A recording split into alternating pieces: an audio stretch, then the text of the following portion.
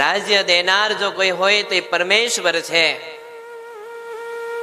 જે રાજા આ ધરતી ઉપર પશુ હિંસા, ગૌ હત્યા, બીજી આદિક અનૈતિક પ્રવૃત્તિઓ એને જો અટકાવે તો એના રાજ્ય એને ઈશ્વર આપે છે. બાકી એની હાય બહુ ખરાબ છે. એની હાય બહુ ખરાબ. ભગવાન સ્વામિનારાયણ કચ્છની અંદર મહારાજ વિચરણ કરતા હતા.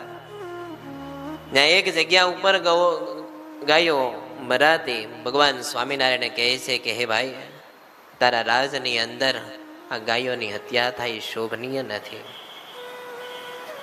તેણે સામે એના સત્તાના પાવરમાં ભગવાન સ્વામિનારાયણને કહે કે સ્વામિનારાયણ, તમારી પાસે બહુ પૈસા છે, બહુ પૈસા છે તો મને આપો ને.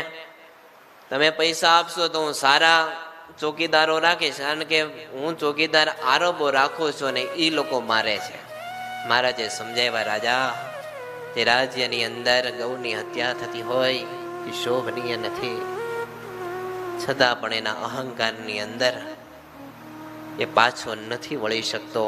ભગવાન સ્વામિનારાયણે ગામની અંદર હરિભક્તો હતા, એને કીધું, હરિભક્તો, મારું વચન મનાય તો આ ગામ મૂકીને જતા રહ્યો. જેને જેને વચનમાં વિશ્વાસ આવ્યો ગામ મૂકીને જતા રહ્યા.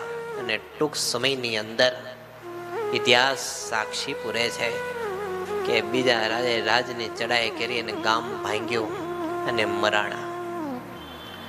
જગજીવનનું પતન થયું. ભુજની અંદર ભગવાન સ્વામિનારાયણ એના યજ્ઞની અંદર જાય છે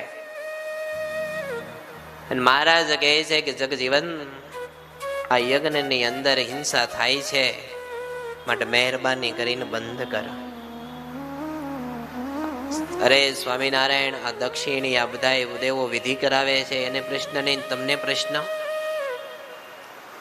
કે નહીં, તું બંધ કર. મહારાજ કે આ યોગ્ય નથી. અનેક પૂર્વે ઋષિઓ રાજાઓ એના પતન થયા છે, માટે તું બંધ કર. અને છતાં પણ જગજીવન અહંકારમાં માયનો નથી. અને ઇતિહાસ સાક્ષી પૂરે છે, રાજાનો નજીકનો માણસ હતો છતાં પણ એનું પતન થયું અને જગજીવન ભર બજારમાં મરાણો. કારણ કે બુદ્ધિ દાતા ઈશ્વર છે. ક્યારે કોને કેમ બુદ્ધિ પહેરશે કાંઈ નહીં ખબર પડે.